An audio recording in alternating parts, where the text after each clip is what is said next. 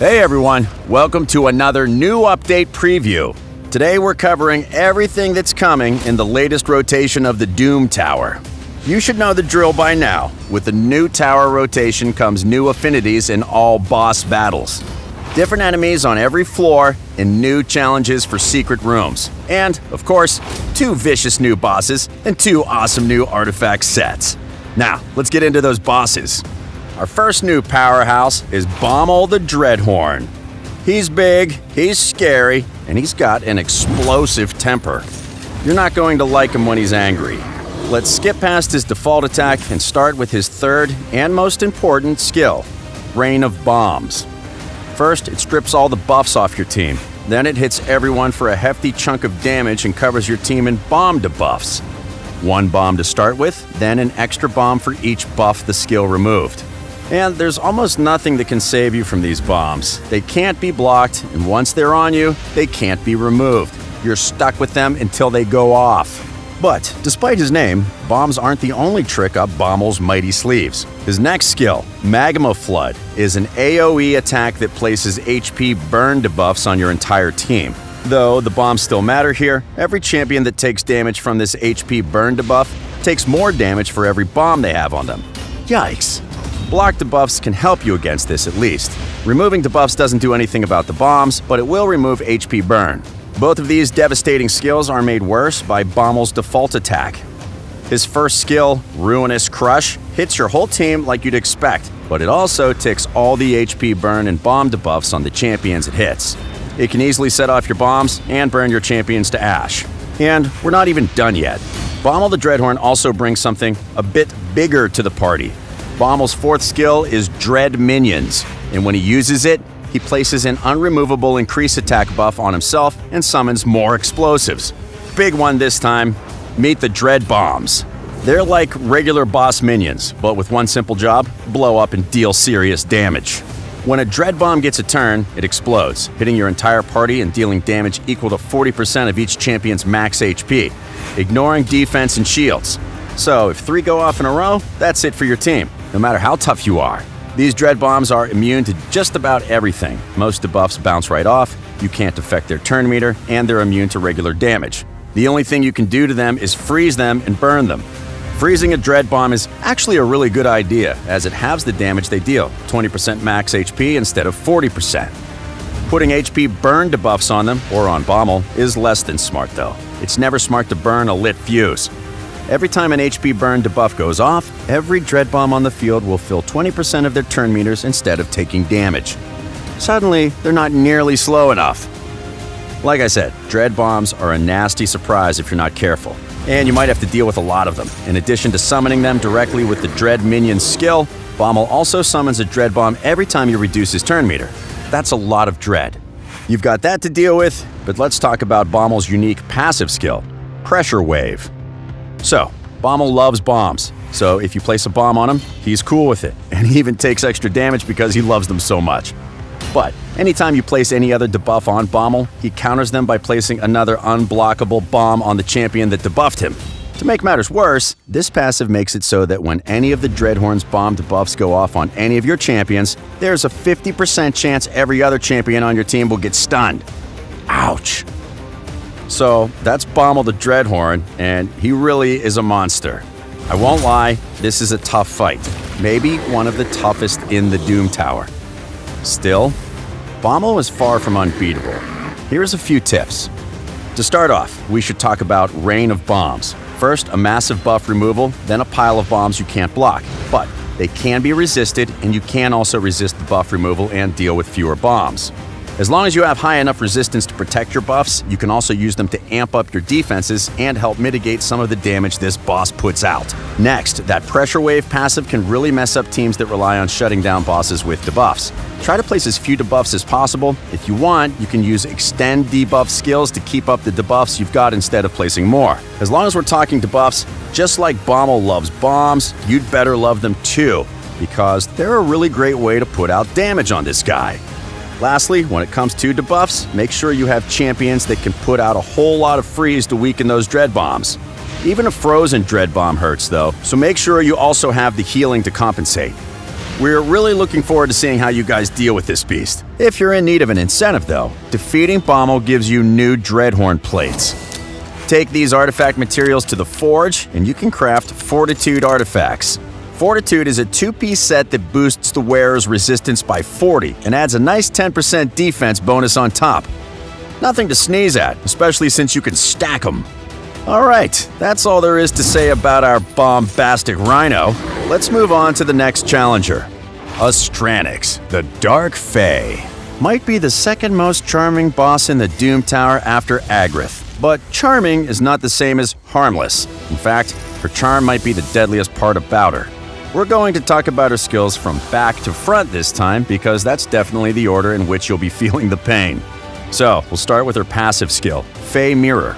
This skill is the pace setter for this fight. At the start of the battle, Astranix turns herself invisible and creates evil twins of all your champions. These shadowy duplicates are called mirror copies, and they're an exact replica of your champion, including skill tome upgrades, artifact powers, and even the bonus from your leader's aura skill. They have access to all their skills, and they can even revive and buff each other, but they don't keep your skill instructions, so at least you don't have to worry about that. Either way, you're going to be fighting yourself, and you'll be doing it from minute 1. So, to recap, she creates a full team of mirror copies at the start of the battle and casts Perfect Veil to hide herself. Well, it gets worse. She does it again every time she builds up 5 dark energy. What's that and where's it come from? To answer that, let's get into skill number 4. The Dark Fae has a nasty habit of not just duplicating your champions, but outright stealing them as well. Dark Abduction has a 4-turn cooldown, and every time it comes up, Astranix will pick a champion on your team and banish them. Banishing a champion is a brand new status effect, which effectively pulls them out of the fight entirely. They can't be the target of skills or abilities, their turn meter is reset, they can't take turns, their buffs and debuffs just sit there, and they can't take any kind of damage. So, they're completely safe, but they're also completely useless. And there's no duration, so they're stuck like that. But they're not stuck like that forever. When Astranix banishes a champion, she'll also create a mirror copy of them. And if you destroy that mirror copy, you'll get your banished champion back. Though, if she banishes your last living champion, that's game over. Oh, and every time she casts Dark Abduction, she also gains a point of dark energy, which means she can also instantly trigger her Fae Mirror passive skill. If that happens, you'll be down a champion and you'll have an entire team of mirror copies to fight. So, get ready for a tough fight. At least Fae Mirror doesn't banish anyone else, so you won't lose another champion, and each champion can only have a single mirror copy. So, if she banishes someone and activates her passive, you're still only up against 5 mirror copies, not 6. Now, finally, we reach some simpler skills. When the Dark Fae uses her 3rd skill, Fairy Storm, she just smashes everyone with a hefty AoE attack, which deals an extra 25% damage for every mirror copy on the field. If that wasn't bad enough, all the mirror copies will follow up on this attack with their own default skills, focusing on one target. But if you've brought a lot of champions with AoE default attacks, you could be in for some serious hurt here. Astranix's 2nd skill is Dark Tendrils, and here we reach her next highly specialized mechanic.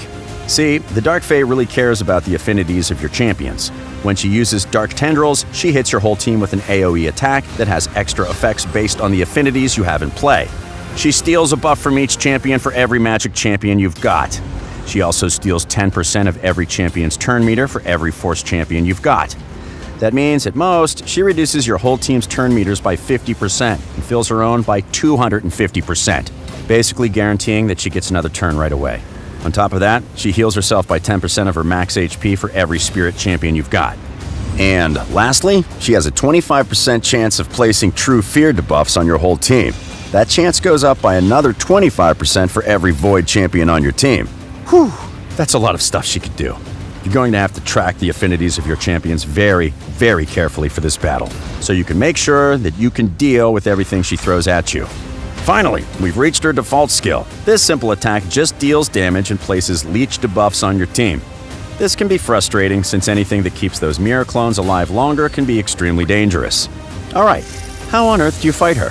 Astranix basically has you battling yourself. Well, that's actually the key to victory. The first thing you have to deal with is your own mirror copies, so you'll need a team that can beat itself, as long as it goes first. See, your mirror copies have the exact same speeds as you, even if you bring a leader with the speed boost aura. By default, that means your champions are going to go first. You're the attacker. So if you don't do anything about your turn meters, the enemy mirror copies will go right after the champion they're duplicating. If your fastest champion can reduce or even reset all enemy turn meters, you can get your entire team to go before any mirror copies get a turn. You can also use AoE control skills like stun, provoke, or freeze to make sure no mirror copies ever get a turn. All that said, when mirror copies get created, they don't have any skills on cooldown. It can put you in a very dangerous position for the first few turns. The enemy has access to all your dirty tricks, even if your team is still recovering from the minion wave right before the boss battle. However, you can use shield, divine, and immunity artifact sets to help protect you for these initial stages. Mirror copies are technically not around for the start of the battle, when those set bonuses take effect. And buffs and debuffs don't get transferred when mirror copies are created anyway. Once you're able to deal with your mirror copies, all that's left is the Dark Fae herself. But she's no pushover. Her affinity-based attack can be especially devastating if you haven't built your team properly. Just make sure you're equipped to deal with whatever effect she's going to put out. Bring healing reduction debuffs if you've got a mostly spirit team. Block debuffs if you're going mostly void. And high resistance if you've got too much magical force. This battle will really stretch your creativity, but we're confident you'll be able to find a way to win. And when you do, the rewards will be worth it. Send Astranix back to the shadows, and you'll get Fae Spheres to craft lethal artifacts in the Forge. This is a 4-piece set that will offer great bonuses to your damage dealers.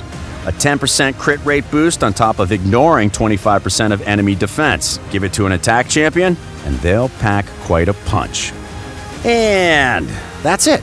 We hope this guide has prepared you to face the brutal new challenges of the Doom Tower. Hit like and subscribe if you want to be the first one to see new content.